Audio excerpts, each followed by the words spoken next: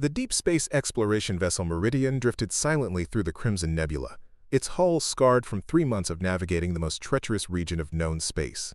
Commander Sarah Chen pressed her palm against the cold viewport, watching crimson gas clouds swirl around asteroids the size of small moons. Lightning arced between the rocky fragments, each bolt carrying enough energy to vaporize a city. This was the Hellfire Sector, where ships went to die and legends were born. Before we jump back in, tell us where you're tuning in from, and if this story touches you, make sure you're subscribed, because tomorrow, I've saved something extra special for you. "Commander," called out Navigator Jake Torres from his station, his voice tight with disbelief. "You need to see this." Sarah turned from the viewport, her boots clicking against the metal deck as she approached the navigation console. The rest of the bridge crew, engineer Lisa Park and communication specialist David Kim, looked up from their stations with expressions that mirrored Jake's confusion. "What is it?" Sarah asked, leaning over Jake's shoulder to examine the sensor readings. "I'm picking up artificial structures," Jake said, his fingers dancing across the holographic display. Multiple installations, spread across 17 different asteroid clusters in the inner sector. Sarah's breath caught in her throat. The Hellfire Sector was supposed to be uninhabitable, a cosmic graveyard where even the most advanced civilizations feared to venture. The radiation levels alone should have made permanent settlement impossible. "Are you certain these are artificial?" she asked. Lisa Park looked up from her engineering console. "I'm detecting power signatures, Commander. Massive ones. Whatever's out there is using technology I don't recognize."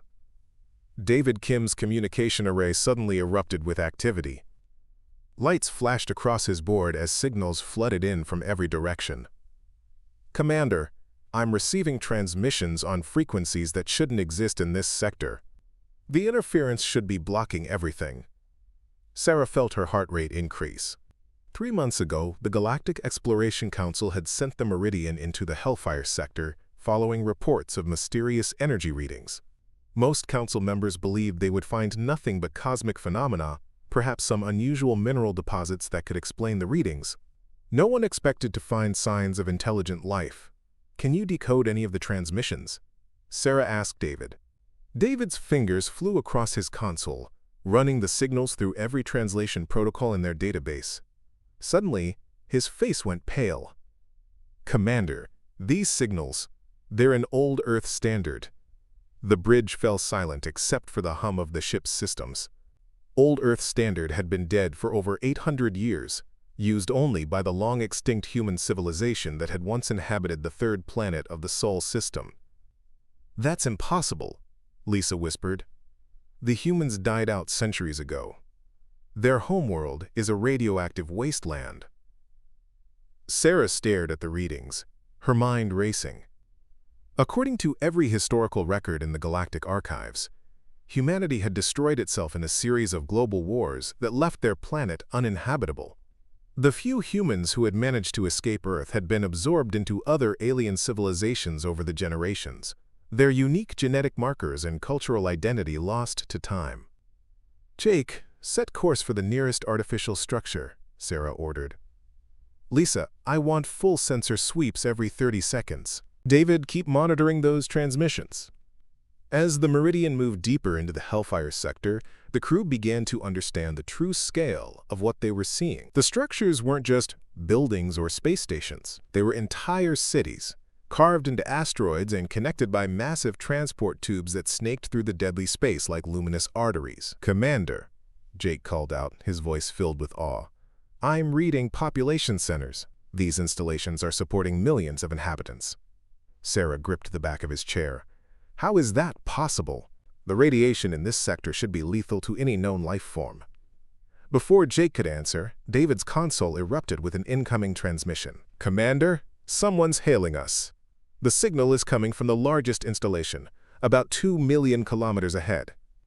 "Put it through," Sarah ordered. The main view screen flickered to life, and Sarah felt her world shift on its axis.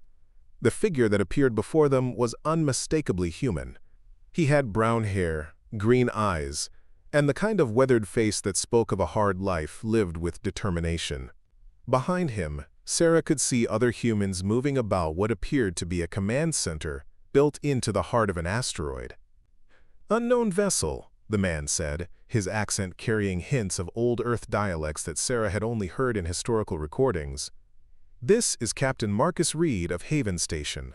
You're entering restricted space. State your purpose."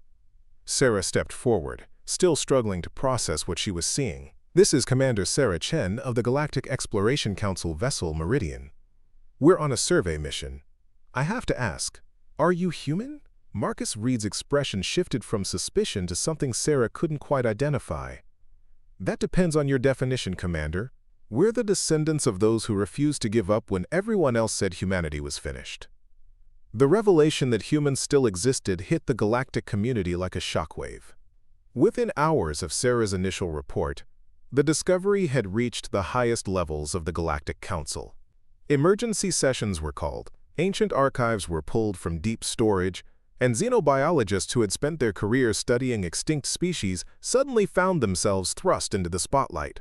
Dr. Elena Vasquez, the Council's leading expert on lost civilizations, stood before the emergency assembly with hands that trembled slightly as she held her datapad. The Great Hall of the Galactic Council buzzed with nervous energy as representatives from 47 different species waited for her report. "Esteemed colleagues," Dr. Vasquez began, her voice carrying across the vast chamber, "what we have discovered challenges everything we thought we knew about human extinction. The transmissions from the Hellfire Sector are authentic. After 8 centuries, we have made contact with a surviving human population." A low murmur rippled through the assembly.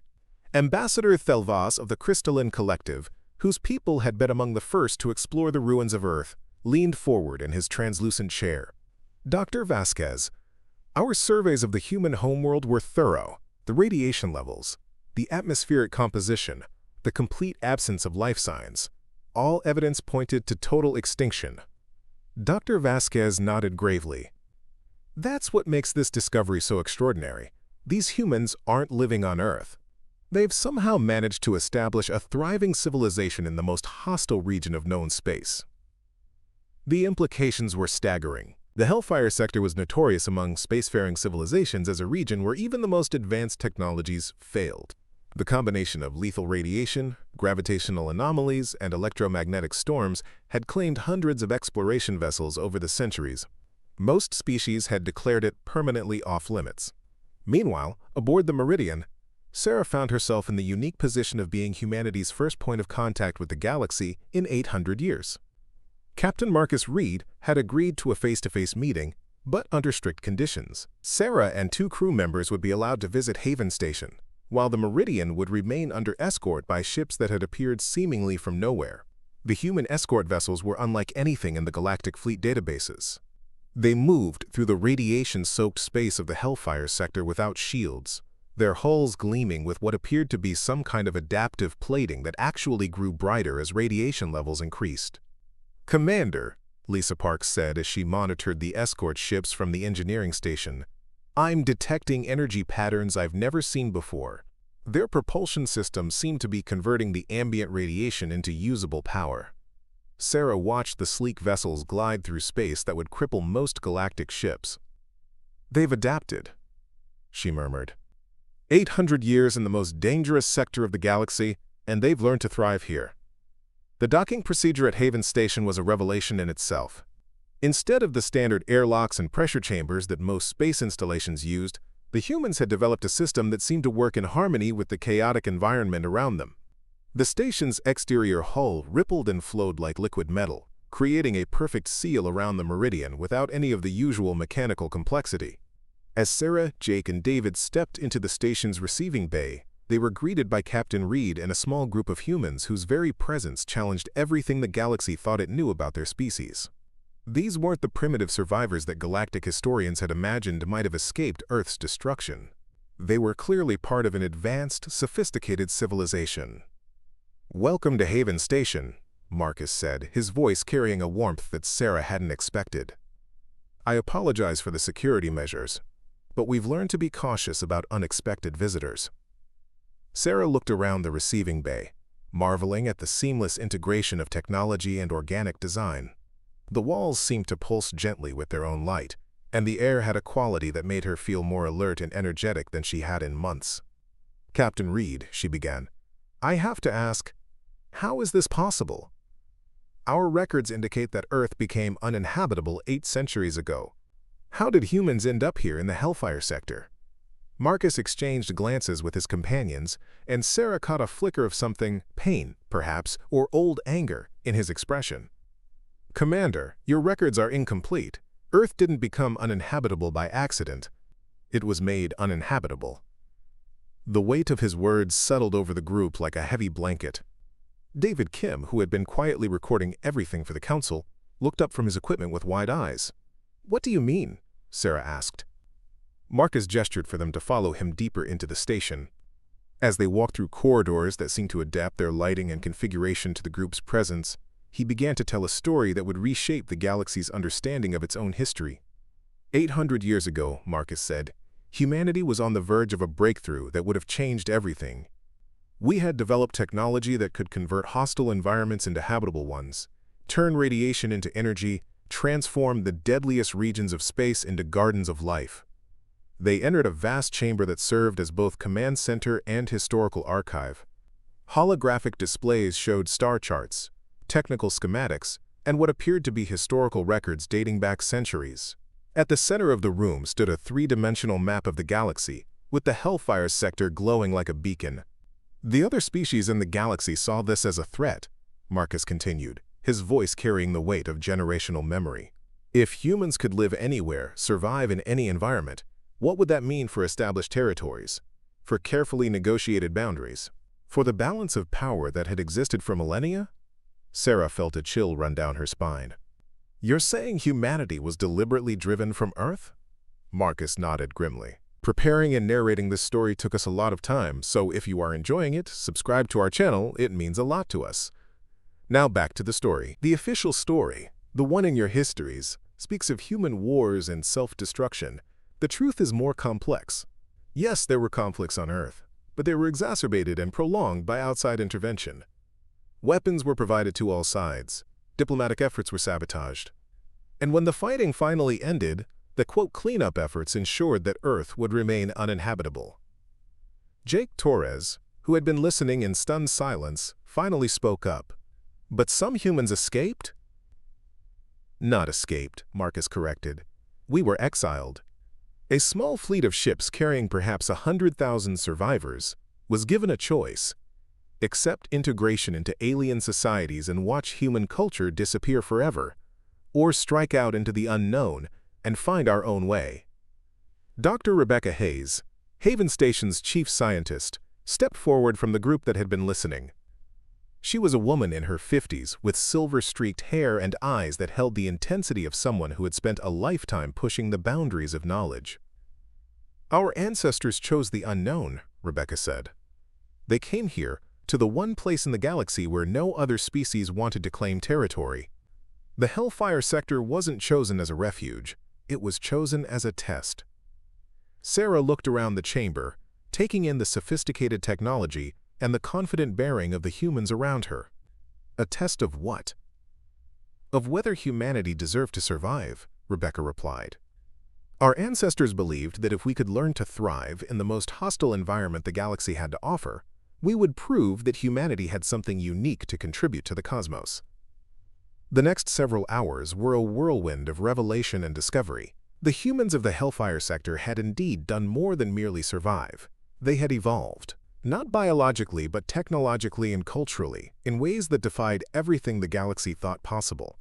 Their cities were living ecosystems, grown rather than built, that converted the deadly radiation of the sector into life-sustaining energy. Their ships were organic mechanical hybrids that treated space travel through hostile environments as a form of cosmic surfing, riding gravitational waves and electromagnetic storms rather than fighting against them. Most remarkably, they had developed what they called symbiotic technology, systems that worked in partnership with their environment rather than trying to dominate or control it. Where other species saw the Hellfire Sector as a region to be avoided or conquered, humans had learned to dance with its dangers. "The radiation that kills other species actually strengthens our technology," explained Dr. Hayes as she led them through a section of the station dedicated to research and development.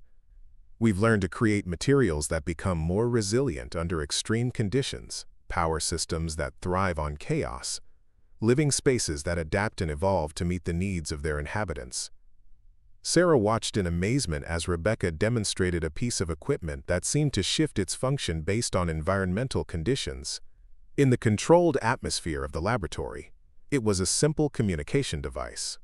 But as Rebecca introduced it to samples of Hellfire Sector radiation, it transformed into something that looked more like a living organism, growing new components and capabilities in real time. "This is incredible," Sarah murmured. "The applications for this technology could revolutionize space exploration, terraforming, disaster response."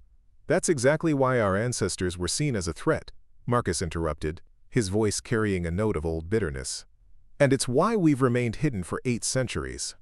The weight of his words settled over the group. Sarah began to understand the true complexity of the situation they had stumbled into. The humans of the Hellfire Sector weren't just survivors. They were the guardians of knowledge and capabilities that could reshape the balance of power in the galaxy. "What changed?" Sarah asked. "Why are you revealing yourselves now?" Marcus and Rebecca exchanged a look that spoke of long discussions and difficult decisions. "Because," Marcus said finally, "we've been monitoring galactic affairs for centuries. We know that the galaxy is facing challenges that require the kind of adaptive thinking humanity has developed here. Climate disasters, resource depletion, the emergence of hostile forces from beyond known space. The old ways of thinking aren't going to be enough." "Doctor," Hayes pulled up a series of star charts that showed disturbing patterns across multiple sectors. "We've detected signs of an approaching crisis that will test every species in the galaxy. Systems failing, whole worlds becoming uninhabitable, entire civilizations struggling to adapt to rapidly changing conditions." Sarah studied the charts, recognizing some of the affected regions from recent council reports. There had been a growing number of environmental crises, technological failures, and unexplained phenomena that had stretched the galaxy's resources thin. "You think humanity's experience here could help address these challenges?" she asked.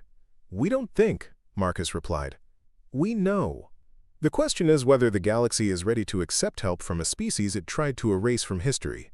As the day wore on, Sarah found herself grappling with the magnitude of what she had discovered. The implications went far beyond a simple case of finding survivors of an extinct species. This was a revelation that could fundamentally alter the political, technological, and social fabric of galactic civilization. The humans of the Hellfire Sector had spent 8 centuries developing solutions to problems that the rest of the galaxy was only beginning to face. They had learned to thrive in conditions that would destroy other species, to find opportunity in chaos, to create strength from adversity. But they had also spent 8 centuries in isolation, nursing the wounds of betrayal, and developing an understandable wariness toward the galactic community that had cast them out. The question now was whether bridges could be built across 8 centuries of separation and mistrust. As the Meridian's crew prepared to return to their ship, Marcus walked with Sarah to the docking bay. "Commander," he said quietly, "what you do with this information will determine not just the future of my people, but potentially the future of every species in the galaxy." Sarah nodded, feeling the weight of that responsibility. "What do you want me to tell the council?" Marcus was quiet for a long moment, looking out through a viewport at the chaotic beauty of the Hellfire Sector. Lightning danced between asteroids, radiation painted the nebula in impossible colors, and in the distance, other human installations glowed like stars against the cosmic darkness. "Tell them," he said finally, "that humanity never died. We just learned to live differently. And if they're willing to listen, we might be able to teach them something about survival in a universe that's always changing." As the Meridian departed Haven Station under escort, Sarah stood on the bridge reviewing everything they had learned. The humans of the Hellfire Sector had revealed themselves at a critical moment in galactic history, offering solutions to problems that other species barely understood. But they had also presented the galaxy with a mirror, reflecting back the consequences of fear, prejudice, and the desperate desire to maintain the status quo. 8 centuries ago, the galactic community had chosen to eliminate a potential threat rather than embrace the possibilities it represented. Now, as new challenges emerged that threatened the stability of known space, that same galactic community would have to decide whether it had learned from its past mistakes. The discovery of humanity's survivors was just the beginning of a much larger story, one that would test whether the galaxy was ready to evolve or whether it would repeat the patterns that had led to humanity's exile in the first place. The journey back to Council space would take several days, giving Sarah time to prepare her report and consider how to present findings that would undoubtedly shock and potentially divide the galactic community. As she watched the Hellfire Sector recede behind them, she couldn't shake the feeling that they were leaving behind more than just a hidden human civilization. They were leaving behind a glimpse of what the galaxy could become, if it was brave enough to embrace change rather than fear it. The emergency session of the Galactic Council had been in recess for 3 hours, while representatives consulted with their home governments. Dr. Elena Vasquez sat alone in her office, staring at the preliminary data from Commander Chen's encounter. The implications were staggering, and she knew that what happened in the next few hours would reshape interstellar politics for generations. A soft chime indicated an incoming priority transmission. The holographic display materialized to reveal Chancellor Morin of the Hegemony, the most powerful alliance in the galaxy. His reptilian features were etched with concern. Dr. Vasquez, his translated voice, carried an edge of barely controlled anxiety. My science council has reviewed the initial reports. They're claiming this is impossible. Humans surviving in the Hellfire Sector for 8 centuries? It defies every biological and technological principle we understand. Elena leaned back in her chair. Chancellor, I've spent my career studying extinct civilizations. The evidence is undeniable. These aren't refugees or recent colonists. Their technology, their adaptation patterns, their historical records, all point to continuous habitation since the period of human exodus. The Chancellor's scaled brow furrowed. If this is true, then our fundamental understanding of galactic history requires revision. The official records state that humanity destroyed itself through internal conflicts. The official records may have been incomplete, Elena replied carefully. She had been reviewing classified archives all morning, documents that painted a very different picture of humanity's final years on Earth. After the transmission ended, Elena made a decision that would alter the course of her career. She accessed the deepest levels of the Council's historical database, using her emergency credentials to pull files that hadn't been reviewed in centuries. What she found made her blood run cold. The documents detailed covert operations, weapons shipments to warring human factions, and deliberate sabotage of peace negotiations. The fingerprints of multiple galactic powers were all over humanity's downfall. The extinction hadn't been natural or self-inflicted, it had been engineered. Meanwhile, in the Hellfire Sector, Marcus Reed stood in the central command chamber of Haven Station, surrounded by the leaders of 17 different human settlements. The discovery by the Galactic Council ship had forced them to confront a decision they had been debating for decades. The isolation is over, announced Dr. Sarah Kim, the eldest member of their governing council. Her family had been among the original exiles, and her memories carried the pain of those early years. Whether we wanted it or not, the galaxy knows we exist. Commander Tom Bradley of Fortress Point, a military installation built into a particularly hostile asteroid field, crossed his arms. That doesn't mean we have to engage with them. We've survived this long without their help. Why should we trust them now? Rebecca Hayes stepped forward, her scientific mind already working through the possibilities. Because the galaxy is changing, Tom. We've been monitoring the energy patterns from beyond the outer rim. Something is coming. Something that will challenge every species we know of. Our isolation won't protect us from that. The discussion continued for hours, voices raised in passionate debate about the future of human civilization. Some argued for continued secrecy, others for limited engagement, and a few brave souls suggested full revelation of their capabilities. Marcus listened to all perspectives before speaking. We've spent 8 centuries proving that humanity deserves to exist. The question now is whether we're willing to help others survive what's coming. The debate was interrupted by an urgent signal from their long-range monitoring stations. Lieutenant Jessica Wong appeared on the main display, her face pale with concern. Commander Reed, we're detecting massive fleet movements throughout the galaxy. Multiple species are mobilizing their warships.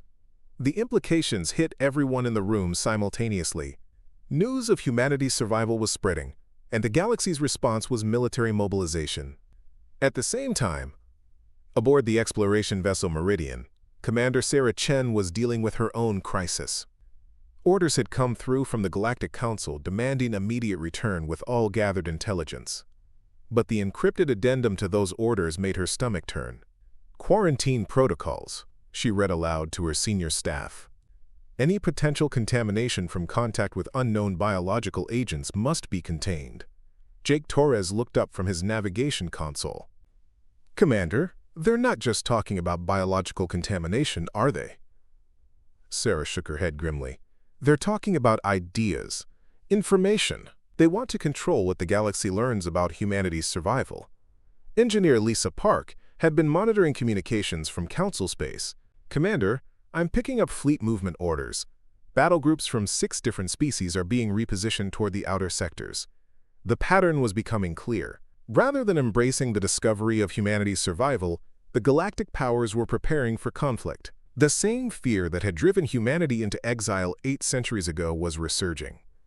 David Kim's communication console erupted with incoming signals. "Commander, I'm receiving a transmission from Haven Station. It's Captain Reed." Marcus appeared on the main screen, his expression grim. "Commander Chen, our monitoring stations are detecting massive military buildups throughout the galaxy.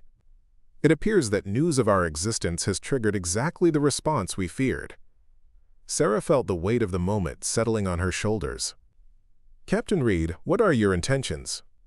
"That depends," Marcus replied, "on whether you're willing to help us prevent a catastrophe." The next revelation came from an unexpected source. Dr. Elena Vasquez had completed her review of the classified archives and made a decision that would end her career, but might save the galaxy from repeating its greatest mistake. She leaked the historical documents to every major news network simultaneously. Within hours, the true story of humanity's exile was spreading across the galaxy.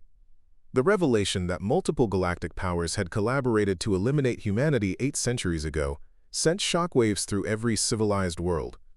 On Crystallase Prime, Ambassador Theldas found himself facing angry crowds, demanding answers about his species' role in the historical conspiracy. The Crystalline Collective had been one of the most vocal supporters of the official version of human extinction. In the hegemony capital, Chancellor Moran called an emergency session of his military council. "The situation is deteriorating rapidly," he announced to the assembled generals.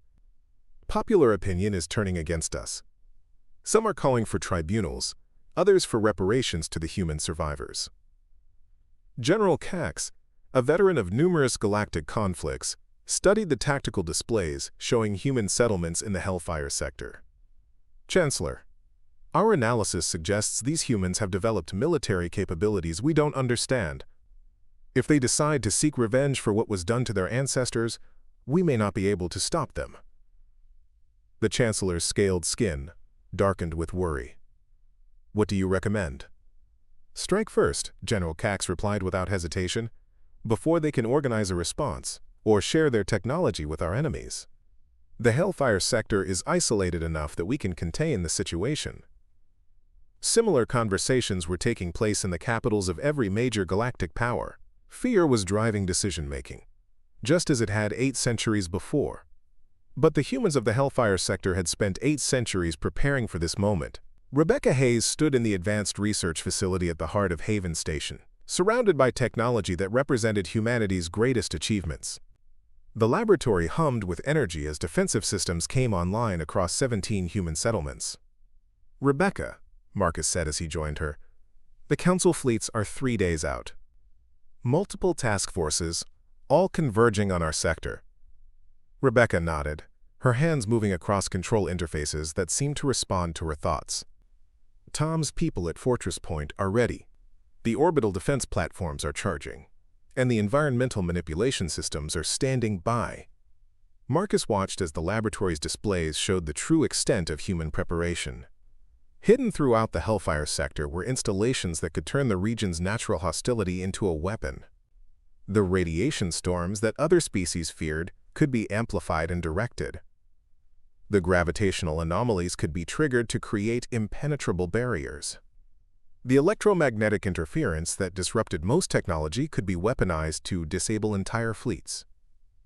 "We're really going to do this," Marcus said quietly. 8 centuries of hiding, and now we're going to reveal everything. "We don't have a choice," Rebecca replied. "They're coming whether we're ready or not. At least this way we can control the revelation." The first test came when the advanced scouts of the Hegemony fleet entered the outer edges of the Hellfire Sector. 3 destroyers equipped with the latest shielding technology approached what appeared to be an empty region of space. Commander Vex of the lead destroyer was confident in his mission. Intelligence suggested the human installations were primitive, perhaps slightly advanced versions of the technology they had possessed 8 centuries ago. His ships were prepared for anything the humans might have developed. He was not prepared for the asteroid field to come alive. What had appeared to be lifeless rocks suddenly revealed themselves as massive defensive platforms. The asteroids themselves began to move, repositioning to create overlapping fields of fire. Energy weapons that converted ambient radiation into destructive force lanced out across space. But the most shocking revelation came when Commander Vex realized that his ship's advanced systems were being turned against him. The human technology wasn't just defending against the Hegemony attack. It was learning from it, adapting to it, and converting the attacking ship's own energy signatures into weapons. Within minutes, 2 destroyers were disabled and drifting. The third managed to retreat, but not before its sensors had recorded everything. The data from that encounter reached the main Galactic Council fleet just as they were preparing to enter the Hellfire Sector. Admiral Zhang of the United Worlds Navy studied the tactical reports with growing alarm. "They're not just defending," she announced to her staff. "They're demonstrating. They want us to know what they're capable of." Her tactical officer, a young lieutenant named Peters, looked up from his analysis. "Admiral, the energy patterns we're seeing don't match anything in our databases. It's like they've found a way to weaponize the environment itself." Admiral Zhang had commanded fleets in 7 different conflicts, but she had never faced an enemy that could turn a hostile environment into an ally. "Options? We could retreat," suggested her chief of staff. "Report back to the council and attempt diplomatic contact." "Or we could press the attack," countered General Morrison of the Hegemony forces. "Use overwhelming force before they can fully deploy whatever weapons systems they've developed." Admiral Zhang weighed the options, knowing that her decision would determine whether the galaxy faced a new war or found a path toward something resembling peace. Her choice was made when a new transmission came through from the human settlements. This time, it wasn't Captain Reed who appeared on the communications screen. It was Dr. Rebecca Hayes, and she was standing in what was clearly a command center that dwarfed anything the galactic fleets possessed. "Admiral Zhang," Rebecca said, her voice carrying the authority of someone who held tremendous power under tight control. "I believe you've seen a demonstration of our defensive capabilities. I'm hoping we can avoid demonstrating our offensive ones." Admiral Zhang found herself staring at technology that seemed to blend organic and mechanical elements in ways she had never imagined possible. Behind Drive, Hayes, she could see displays showing energy patterns that spanned entire star systems. "Dr. Hayes," Admiral Zhang replied carefully, "I'm authorized to negotiate on behalf of the Galactic Council. What are your terms?" Rebecca's smile was cold. "Our terms are simple, Admiral. The truth. All of it. The galaxy needs to understand not just that humanity survived, but why we were driven to survive in the first place."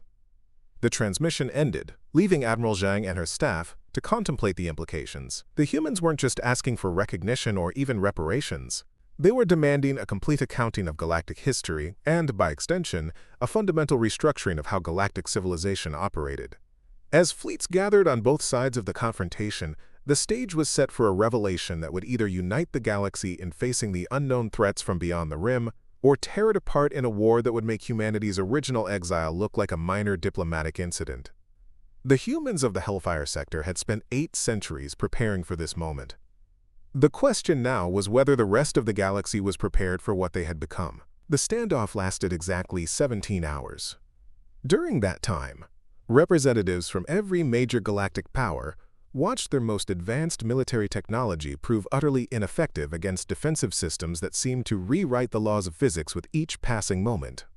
What changed everything wasn't the threat of superior weapons or the fear of human retaliation. It was a transmission that originated from the edge of known space. The signal reached both human and galactic forces simultaneously, carrying with it readings that made every sensor array in the sector scream warnings.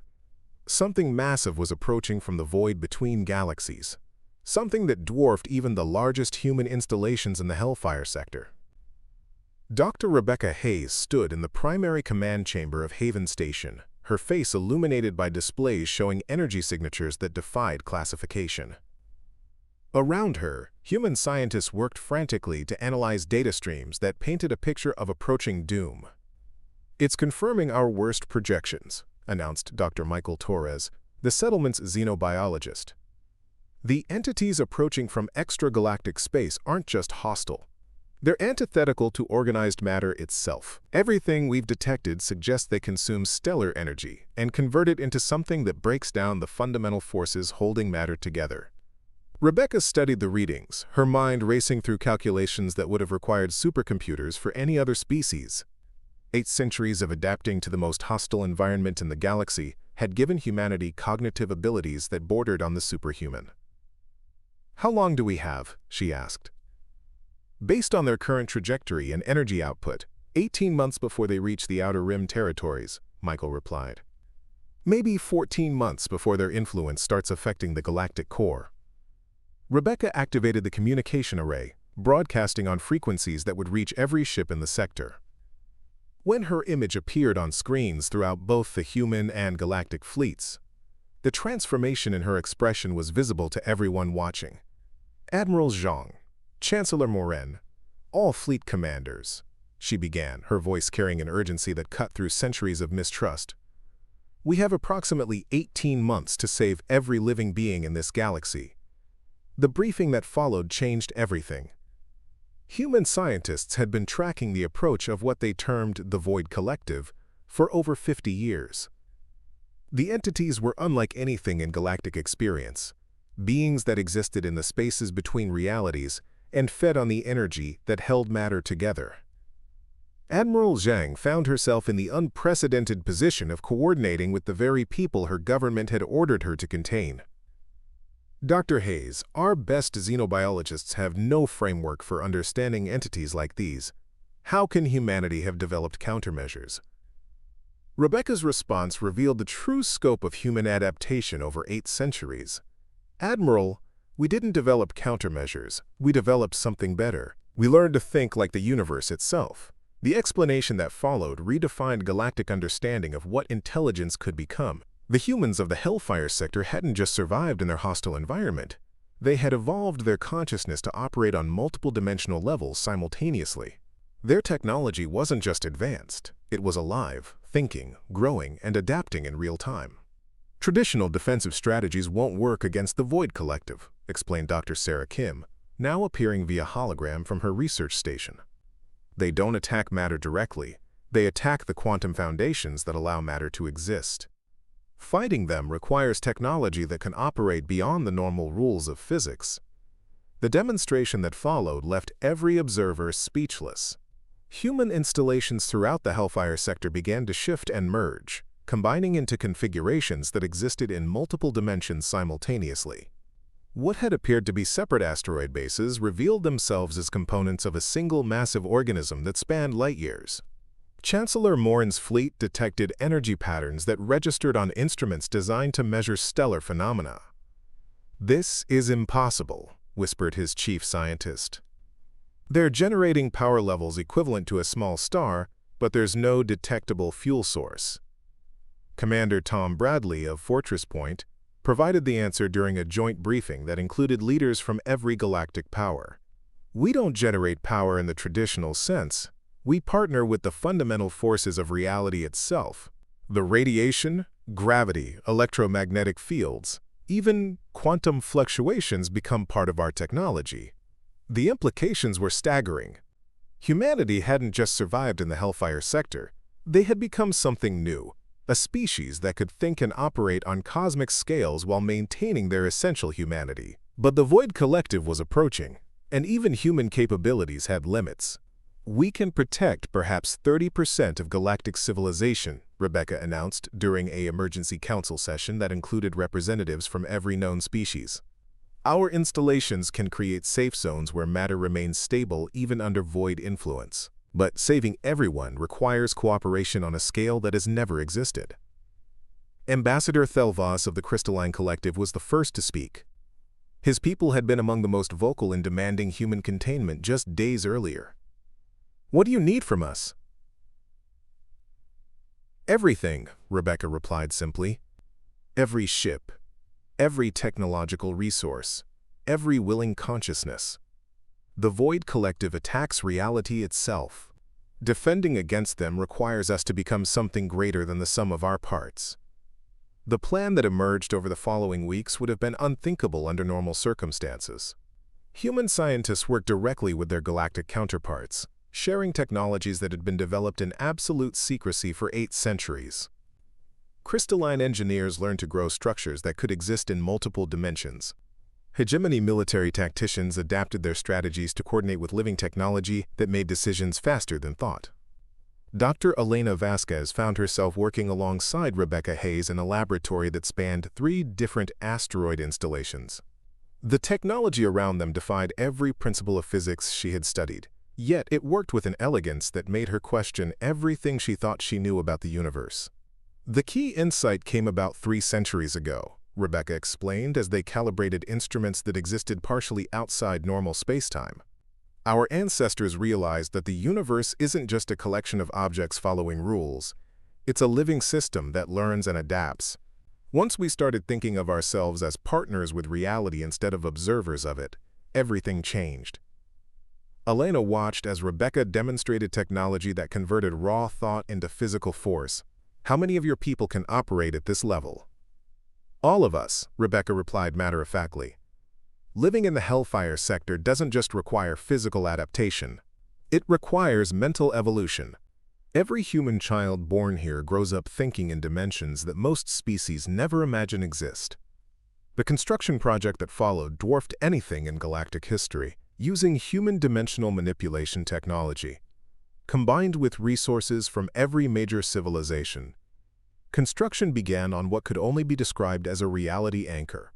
The device would span multiple star systems and require the coordinated effort of every sentient being in the galaxy.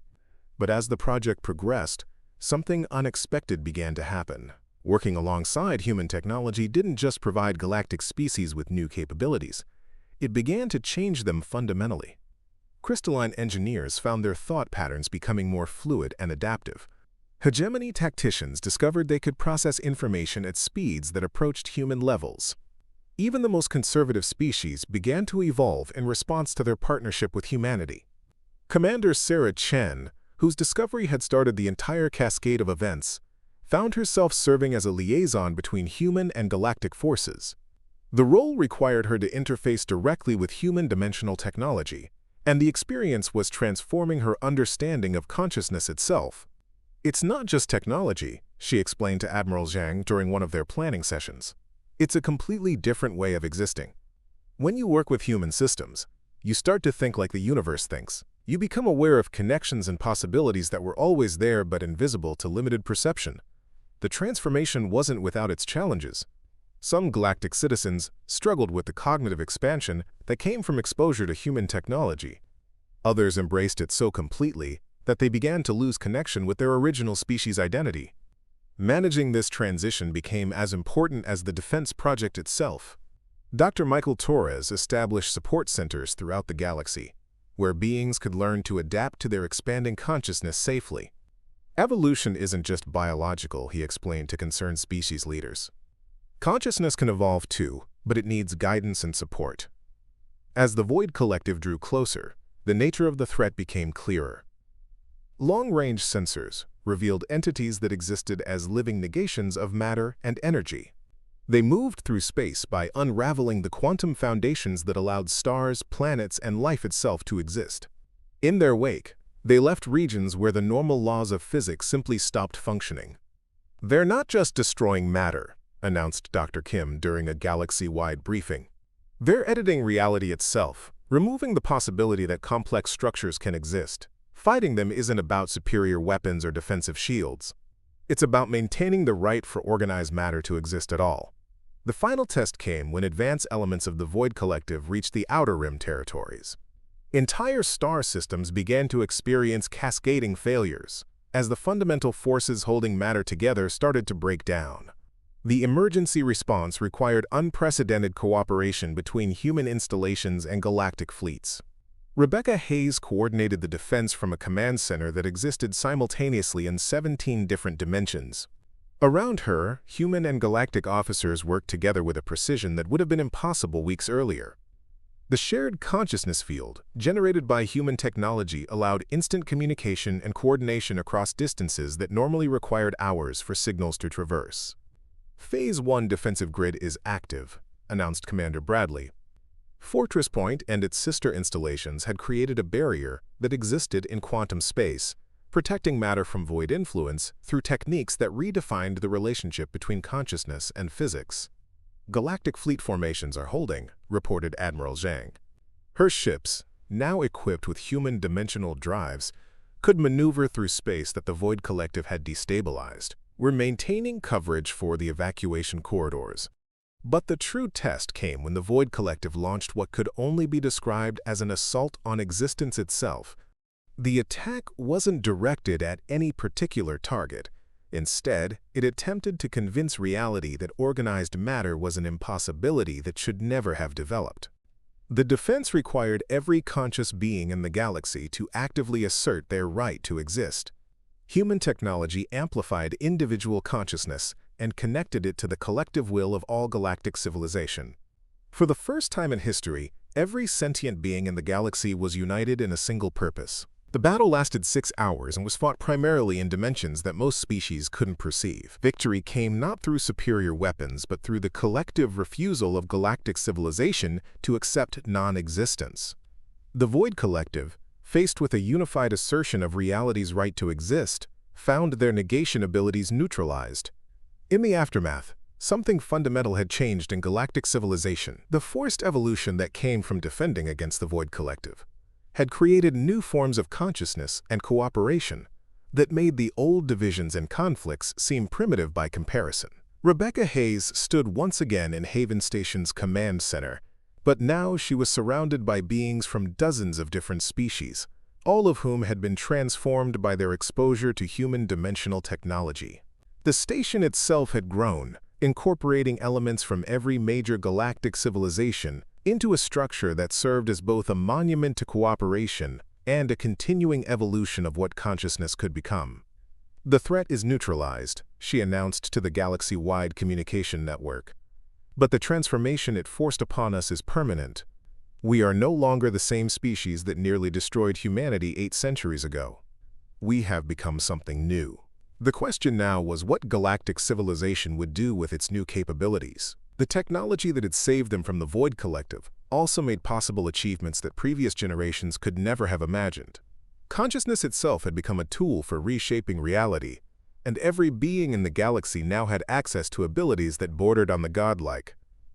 Dr. Elena Vasquez, whose leaked documents had started the revelation process, found herself appointed as the first director of the new Galactic Consciousness Institute. Her mandate was to help species throughout the galaxy adapt to their expanded abilities while maintaining the essential qualities that made them who they were. "The humans showed us that evolution doesn't stop with biology," she explained during the Institute's founding ceremony. "Consciousness can evolve too, becoming something that partners with the universe instead of just observing it. Our challenge now is to grow into these new capabilities responsibly." Commander Sarah Chen returned to Earth as part of the first joint human-galactic expedition to the ancestral homeworld in 8 centuries. The planet was still scarred by the conflicts that had driven humanity into exile, but human dimensional technology made restoration possible in ways that previous generations could never have achieved. Standing on the soil where humanity had first learned to dream of the stars, Sarah reflected on the journey that had brought them full circle. The species that had been exiled for being too adaptable had saved the galaxy by teaching everyone else how to adapt. The death world that had been declared too hostile to support life had produced the consciousness capable of defending existence itself. Marcus Reed joined her as they watched the sunrise over a landscape that was slowly returning to life. 8 centuries, he said quietly. 8 centuries of proving we deserve to exist. And in the end, it turned out that what made us dangerous was also what made us necessary. Sarah nodded, feeling the weight of their transformed reality. Humanity was no longer alone in the galaxy, and they were no longer the same species that had been driven from Earth so long ago. They had become something new, and in doing so, they had shown every other species in the galaxy how to become something new as well. The Hellfire Sector still glowed with its chaotic energy, but now it served as the heart of a galactic civilization that had learned to find strength in chaos, growth in challenge, and unity in diversity. The extinction of humanity had become the evolution of consciousness itself, and the galaxy would never be the same. 5 years after the Void Collective's defeat, the galaxy bore little resemblance to what it had been. The forced evolution of consciousness had rippled outward from the initial crisis, creating a civilization that operated on principles unimaginable to previous generations.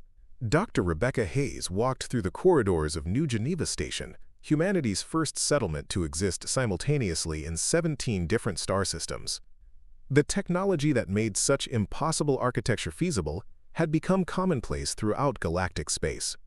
Children from dozens of species played together in dimensional gardens where thought itself shaped reality. "The transformation is accelerating," reported Dr. Michael Torres as he joined her observation of the mixed-species kindergarten. Young crystalline beings were learning to manipulate matter at the molecular level, while human children taught their hegemony classmates how to perceive quantum fluctuations as naturally as breathing. Rebecca smiled as she watched a 6-year-old human girl casually adjust local gravity to help her 8-limbed friend reach a toy floating in midair. Evolution never stops. We just learned to guide it consciously. The implications of what they had achieved were still being understood. Species barriers were dissolving, not through conquest or assimilation, but through voluntary transcendence. Beings throughout the galaxy were choosing to expand beyond their original biological limitations while maintaining the core essence of who they were. Commander Sarah Chen materialized beside them, her form shimmering slightly as she completed a dimensional transit from the restored Earth. The planet had become a pilgrimage site where beings from across the galaxy came to understand the origins of adaptive consciousness. "The memorial is complete," Sarah announced. "Every species that participated in humanity's original exile has contributed to the monument. It serves as both remembrance and promise." The memorial wasn't a traditional structure but a living testament to transformation, built from materials that existed across multiple realities. It told the story of how fear had once driven civilization to nearly destroy its greatest asset, and how courage had ultimately led to unprecedented evolution. Marcus Reed appeared through a thought portal, his consciousness now capable of spanning galactic distances while maintaining perfect individual identity. Age had become largely irrelevant for beings who could exist partially outside linear time, but wisdom continued to accumulate in ways that enhanced rather than replaced youthful wonder. "The Outer Rim colonies are reporting first contact with entities from the next galaxy cluster," he announced. "Apparently, our defeat of the Void Collective has attracted attention from civilizations we never knew existed." Rebecca nodded thoughtfully. The galaxy's transformation had sent ripples through the cosmic community that extended far beyond their local cluster. Other ancient civilizations were beginning to emerge from isolation, drawn by the demonstration that consciousness itself could evolve beyond its original limitations. "Are they hostile?" Sarah asked. "Curious," Marcus replied. "They want to understand how we achieved conscious evolution without losing individual identity. Apparently, most species that attempt this transformation either fragment into chaos or merge into homogeneous collective minds." The achievement was indeed unprecedented. Galactic civilization had found a way to evolve beyond the limitations of biological consciousness, while maintaining the diversity and creativity that made existence meaningful. Each being remained fundamentally themselves, while gaining access to capabilities that previous generations would have considered divine.